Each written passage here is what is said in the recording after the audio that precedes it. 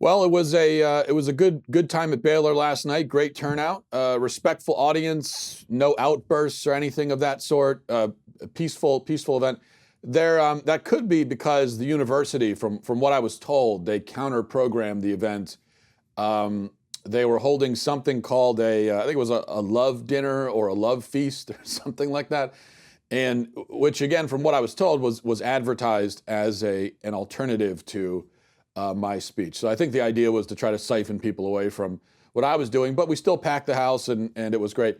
The only little strange thing was that it was, it's pretty hot down here in Waco, right? And so you can imagine if you pack hundreds of people into a little room, it gets even hotter. Well, the AC wasn't running during my talk, so we were all just sweating, pouring sweat.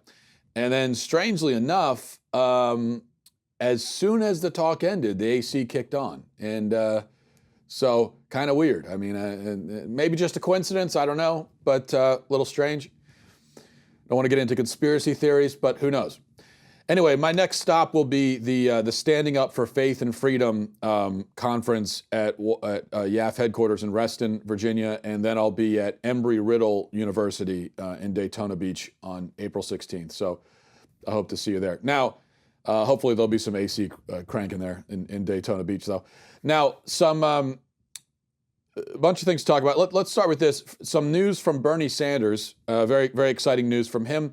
The lifetime avowed socialist announced yesterday that he is a millionaire. So congratulations to Bernie Sanders on that. Congrats on being pretty exciting stuff. He's planning to finally release his taxes. You know how much grief he gave Donald Trump over never releasing his taxes. Well, Sanders has yet to release his own. But he says he's going to do that in the next few days, but just to sort of pave the way and let us know ahead of time. He said that he is a millionaire. He's not a billionaire, though. He said he doesn't have investments in Saudi Arabia. He's not a billionaire, but he is a millionaire. This was his exact quote. He said, I wrote a best-selling book. If you write a best-selling book, you can be a millionaire too. That sounds like the title of a book. If you write a best-selling book, you could be a millionaire too. Well, what a change in messaging that is, right, for Bernie Sanders. From ranting about the evil millionaires and billionaires to now saying you can be a millionaire too. It's very different. That's quite a change from millionaires and billionaires are evil to now he's giving tips. He's giving financial tips on how to become one. But of course, the whole point here is that his preferred policies, if his preferred policies were in place, if his socialist policies were in place, if we were a socialist nation, then you could not become a millionaire by writing a best-selling book. You wouldn't have that option. So this is something that he was able to do because we live in a capitalist country. He capitalized on the fact that we are a capitalist nation and seemed to have no problem doing that. Yet he still claims to be a socialist. So it's just like AOC saying, hey, airplanes, commercial air travel is destroying the country, destroying the world, and we're all going to be dead in 12 years. Yet she has no problem getting on planes and jet setting around the country.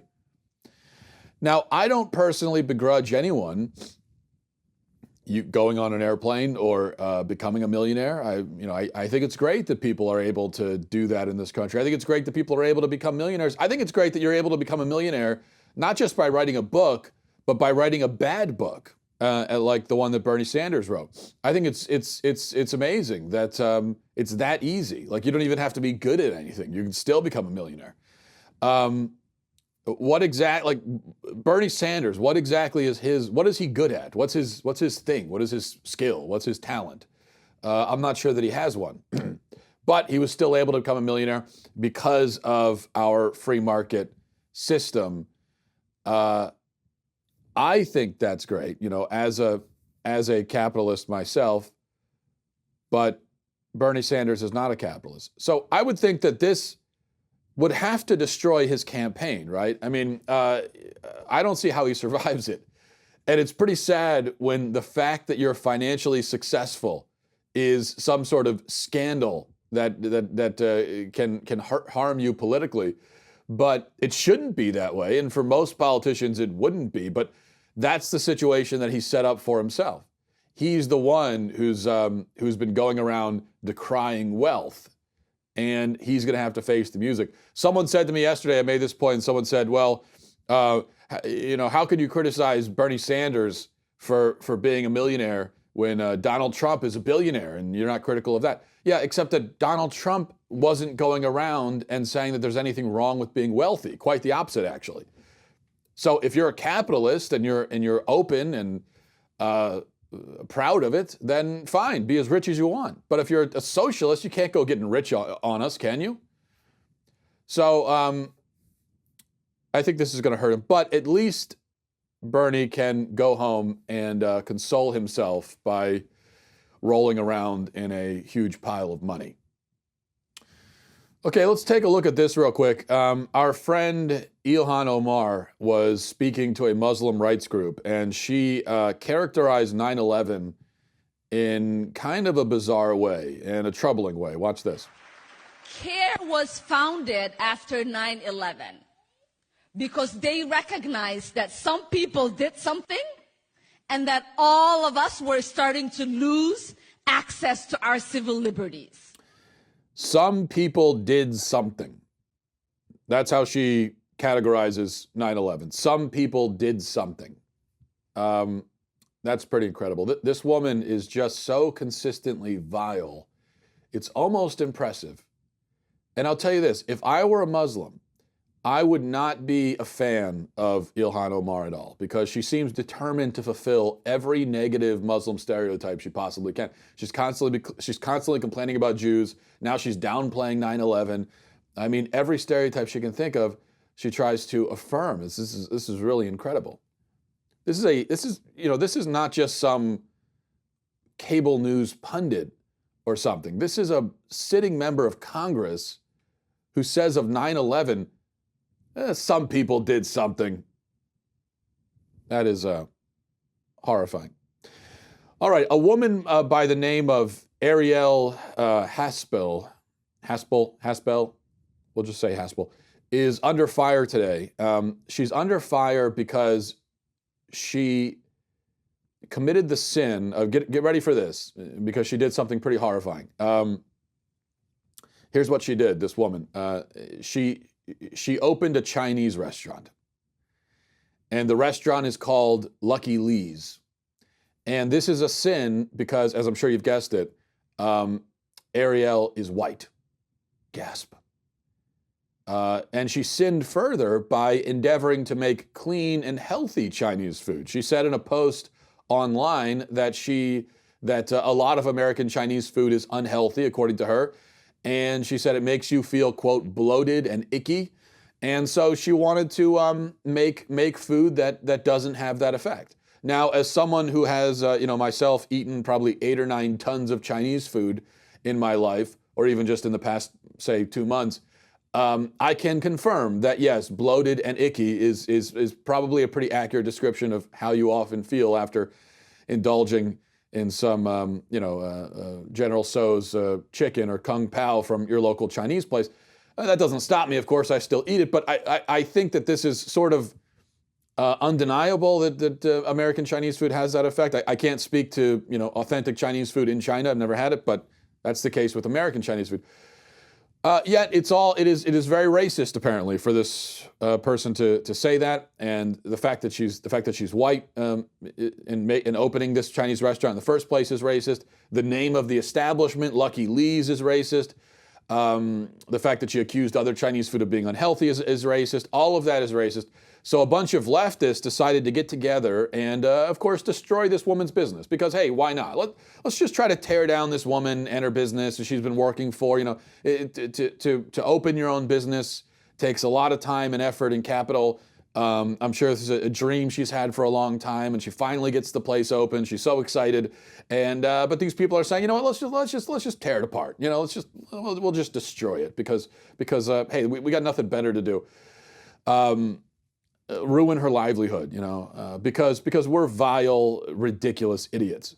So the backlash seems to have started with. Let me see if I can pull up there were a couple of tweets that seemed to have started this whole thing.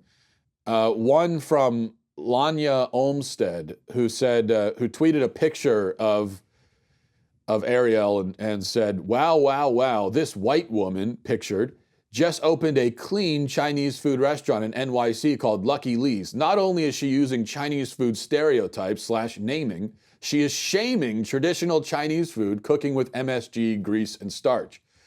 And then one of the other early tweets came from someone named Mackenzie. Says, "Oh, I cannot with Lucky Lee's. This new clean Chinese restaurant that some white wellness blogger just opened in New York. Her blog talks about how Chinese food is usually doused in brown sauces and makes your eyes puffy.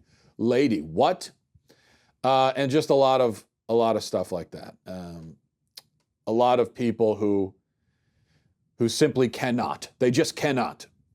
Well, you know what? If you cannot, then leave the woman alone. You don't have to go to the restaurant if you don't like it, right?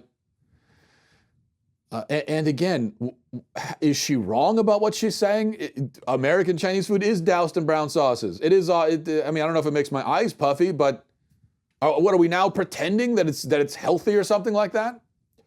And then from there, a bunch of morons flooded her Yelp page, posted negative reviews of her restaurant, even though these people had, of course, never actually been to the restaurant, so they were just lying.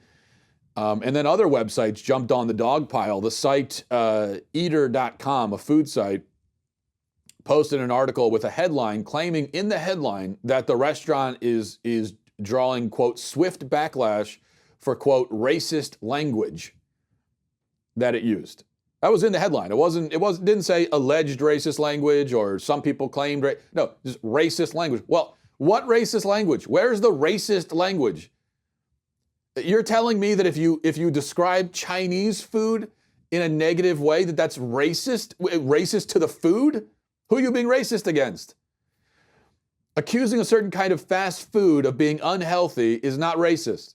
Is it racist if I say that Taco Bell oftentimes causes diarrhea? Well, it does. We all know that. Do we have to pretend now that Taco Bell, so it says anti-Hispanic if we don't, if we point out the some of the side effects of eating Taco Bell?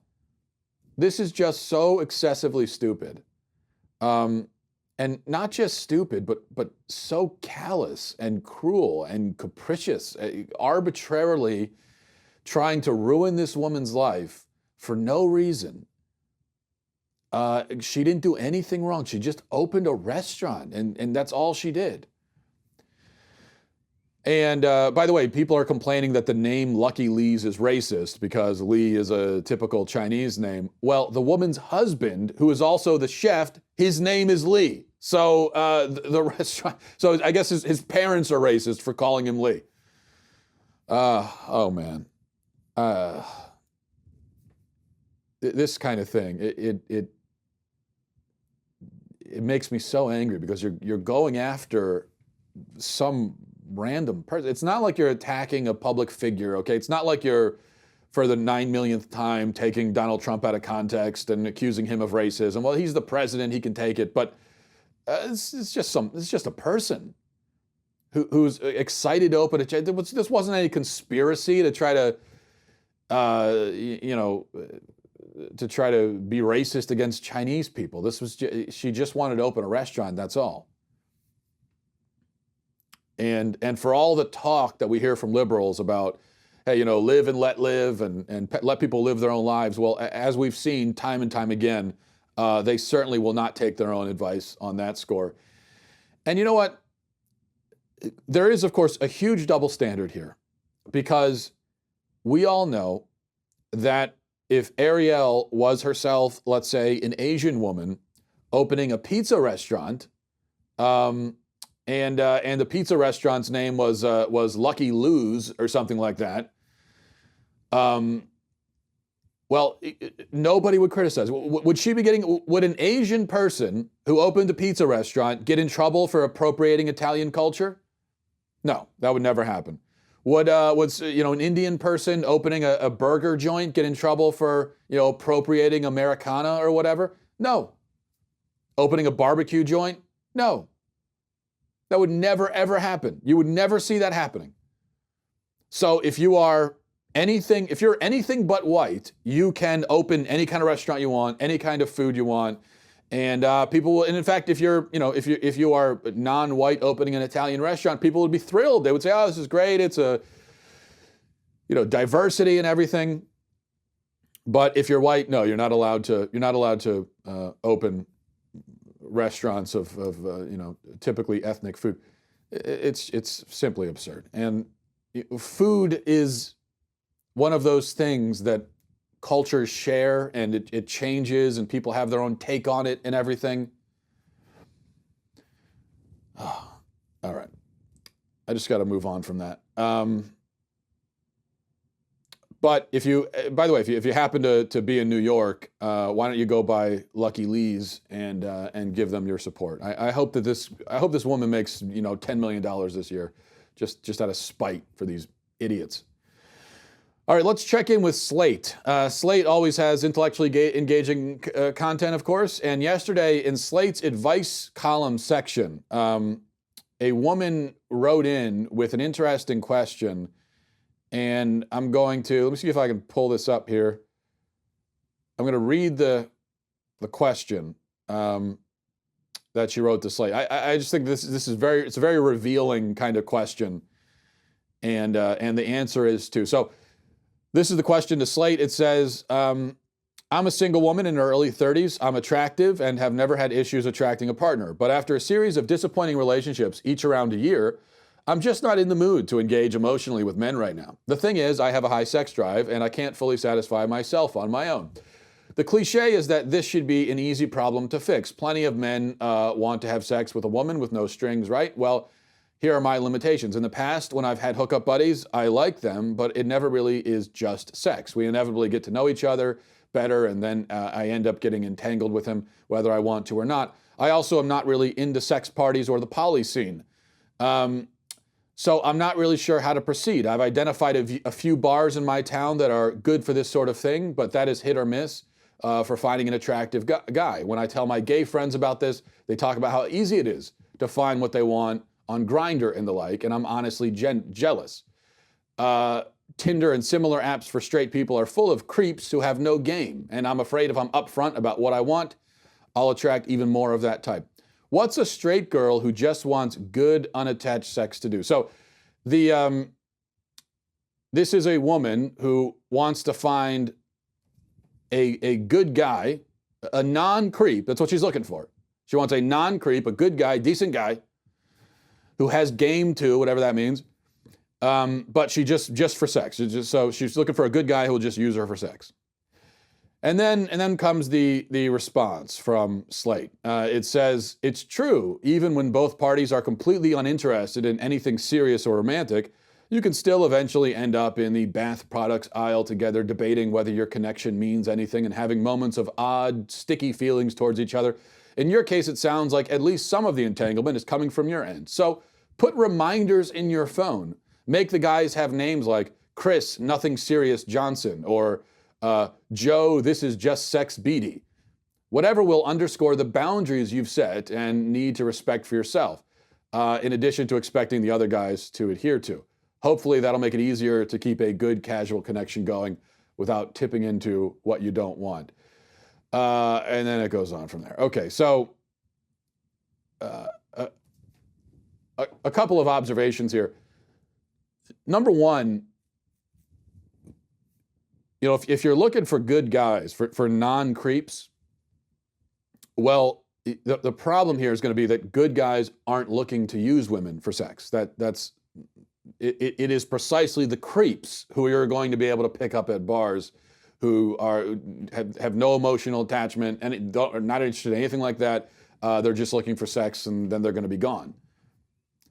So it could be that if you want a good man, then maybe you need to be a better person yourself. See, this is the advice that I would give if she had asked me. It could be that you yourself are not a very good person, it seems like. And so that's why you attract creeps. You see, you're attracting creeps because you're a creep. Have you ever thought about that? I know that when we talk about people being creeps, we always refer to men that way. It's men are the only creeps. Well, there are a lot of men who are creeps, but then there are women who are creeps too. And based on that question, you're a creep. That's just weird and gross and creepy. So you're getting exactly the kind of guy you deserve. Number two, what you find in the question and then in the answer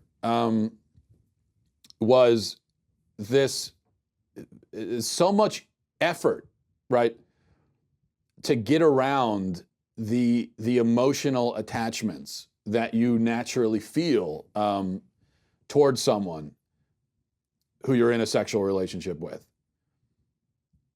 And so the answer that this person is given is, well, here's some tips on how to get around those emotional attachments. Well, did it ever occur to you perhaps that those emotional attachments are natural?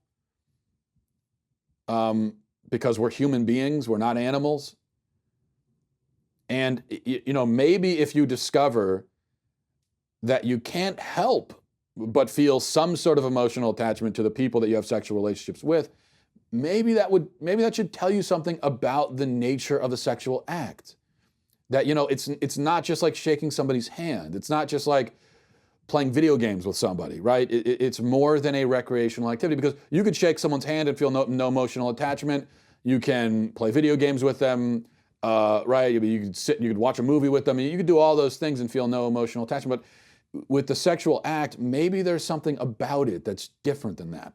Maybe it is a naturally intimate and serious personal thing. And so maybe that should tell you that the context, there is an appropriate context for the sexual act. And that context is not just finding someone at a bar for one night. I think that could be the source of your problem. And I will say, only as a follow-up, and I'm not looking to rub this into the faces of people who are still single, but when I read stuff like this, I continue to be so happy that I'm married. I'm so happy that I'm not on the dating scene dealing with stuff like this and people like that. It really is so much better being married. And again, if you want to get married and you're trying to, and you haven't been able to yet, I'm not trying to make you feel bad, because it'll happen. If you're looking for marriage and you're serious about it, you're serious about a relationship, eventually it will happen. That's the good news. And it is something to look for. It's just so much better than this. It's so much more secure, so much happier. As a married person, I don't have to, whatever the hell she's talking about there, I don't have to worry about that. All of these things you don't have to worry about. You don't have to worry about creeps or anything like that, because you've got somebody, you're in a secure relationship, and there are challenges in a marriage, but it is, I'm telling you, it is so much better than that. It's so much better. I highly recommend it. I couldn't recommend it enough. All right. Let's go check out some emails. MattWalshShow@gmail.com, MattWalshShow@gmail.com. This is from Simon, says, hey, Matt, what are your opinions on ghosts? Do you think they exist? Does having people's, do having people's souls stick around on Earth after death and often become malicious make sense theologically? Are what people take for ghosts just demons? From a religious standpoint, I've been on both sides of the issue throughout my life. What do you think? Well, Simon, no, I don't believe in ghosts. It doesn't make sense theologically at all that you would have people who die and just hang around on Earth. Certainly from a biblical standpoint, there's no precedent for that. You die and you're going somewhere, but you're not going to be wandering around on Earth. I do think that sometimes you could have demonic activity that's confused for ghostly activity, however. All right, this is from, who is this from? Helen says, hiya, Matt. I've been reading your work since you were a humble alpaca groomer. It's okay. Here, thanks. Here's my question. Would you consider aborted babies to be born? I've always thought of them as being born in the technical sense because their bodies leave the bodies of their mothers. Obvious, no? However, it seems like I hear both pro-life and pro-choice people talking about aborted babies as though they were never born. For example, pro-choicers often accuse us of being merely pro-birth, and pro-lifers often lament that these babies are never born, etc. Could you please offer some clarification on these semantics? I'm curious to hear your thoughts. because I believe the language we use in regard to this topic is incredibly important, especially when our offspring are so tiny that people seem to have no trouble convincing themselves that they do not exist. Well, no, I don't think we can say that they're born. I think born implies that the child is alive. So I don't think born is true, but I agree that the language is important. And I agree that oftentimes pro-abortion people will want to talk about these babies like they never existed at all, right? And that's one of the lies that the abortion clinic tells pregnant mothers, that, well, you could just get rid of this pregnancy and be a mother some other time in the future. Now's not a good time to be a mother. You don't have to be a mother now. You could be a mother in the future. Well, no, because a woman who gets an abortion, well, a woman who is pregnant is a mother. The moment you become pregnant, you're a mother. So she's a mother now. There's no putting that genie back in the bottle. And if she gets an abortion, she's not going to go back to being just a childless woman. She will now be the mother of a dead child. So in that sense, you're right, I think. In a certain sense, there is a kind of birth that occurs really upon conception, where upon conception, you have three lives that are created. You have the life of the child, but then you have the mother who kind of transforms now into you have from a woman into a mother. So and then you have the man who goes from being a man to a father, and that's a very real transformation that happens upon conception in that moment. And if you get an abortion, the terrible tragic fact is that no, you're not reversing the clock. You're not undoing anything. You're now the parents of a dead child. And that, of course, is not the message that they're going to hear from the abortion clinics. All right, this is from James, says, hi, Matt. My wife and I have 3 kids, ages 3, 2, and 3 months old. We also have a dog. The kids love to go on walks around our neighborhood, but with the newborn, it requires one of us to push his stroller and hold a toddler's hand while the other holds the dog's leash with the other hand. This would be very dangerous and nearly impossible without kid leashes. Ours are more like handcuffs than leashes, though. One padded cuff goes on the parent's wrist, the other on the child's, separated by 3 feet of plastic-coated coiled steel wire. We don't drag our kids behind us on the leashes. They're more of a backup for when they let go of your hand or try to make a run for the street. I've got some strange looks with them, but I think it gives my toddlers a sense of independence and adventure that they wouldn't have otherwise if they were strapped into a double stroller. Love the show.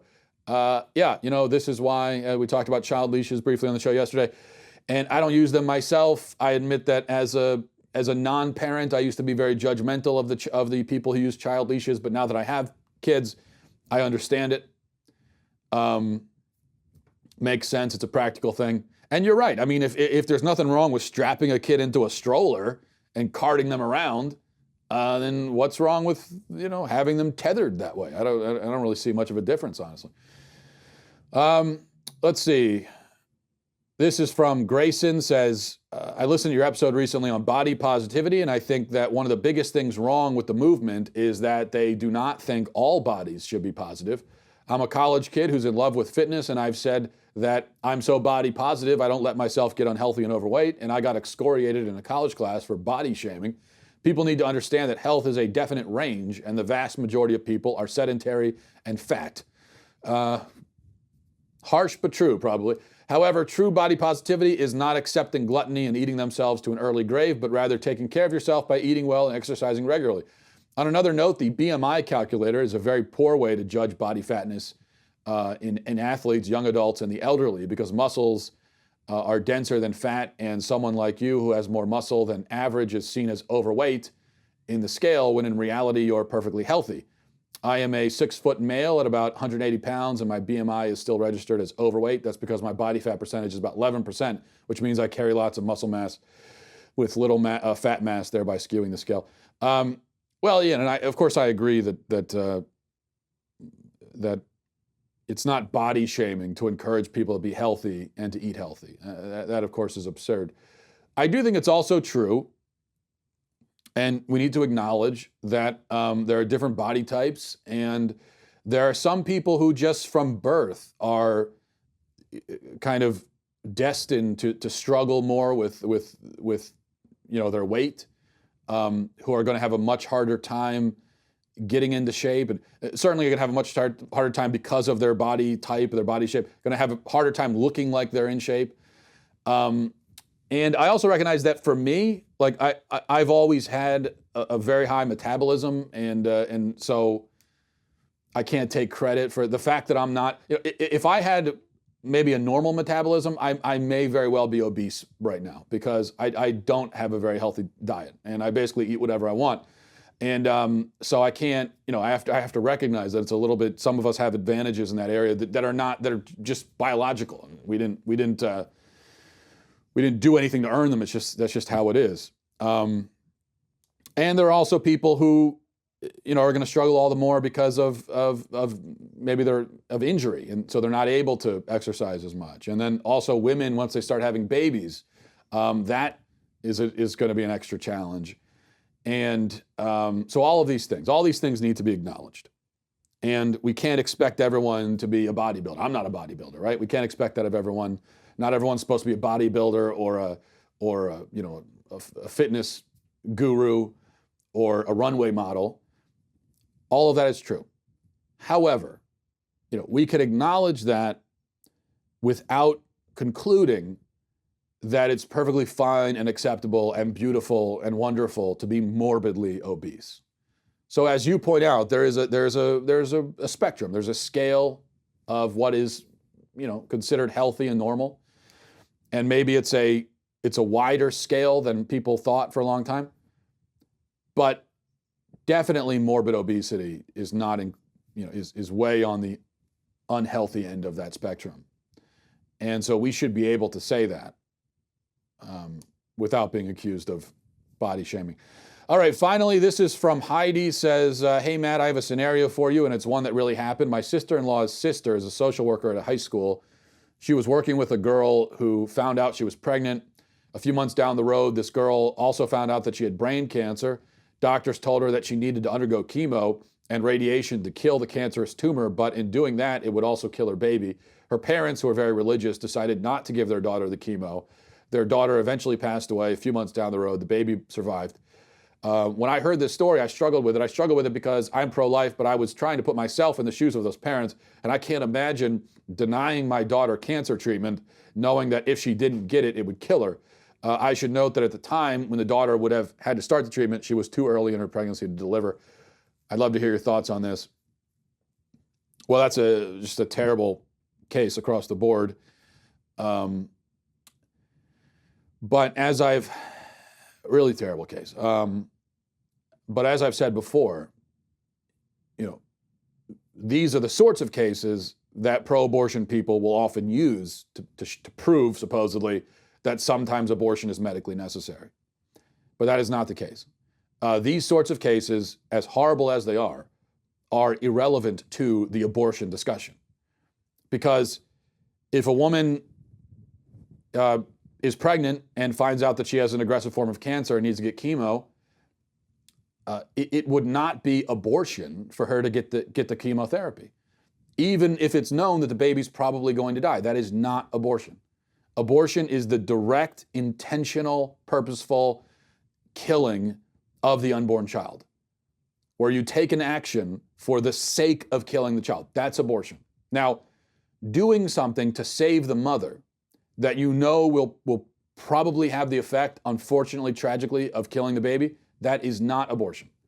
That's the principle of double effect, and it could be a perfectly ethical thing to do, where you are doing something, you're doing a good thing with good intentions, even though it may have also a very terrible negative side effect.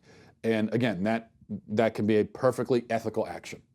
So it is not the case that pro-lifers say, at least I certainly wouldn't say, that a woman who finds out she has cancer while she's pregnant is required to just die of cancer and not get it treated. I don't think that at all. And, it's impossible to know what you would do in these situations until you're in them. But I can tell you personally, if that was my wife, I would be urging her strongly to get the chemo. And if that was my child, if that was my daughter, you better believe she's getting the chemo. Does that mean that I'm not pro-life? Does that mean that I'm denying the personhood of the child? No, not at all. This is just this really is just a difficult choice that you have to make in order to save somebody's life. And it does not involve denying the personhood of the child at all. You mourn the fact that the child may not survive the treatment. So the way that people talk about abortion, they say, oh, it's a difficult choice you have to make. Usually, no, it's not. This is with abortion, you're directly killing an innocent child. And no, that's not a difficult choice. That's just the wrong choice.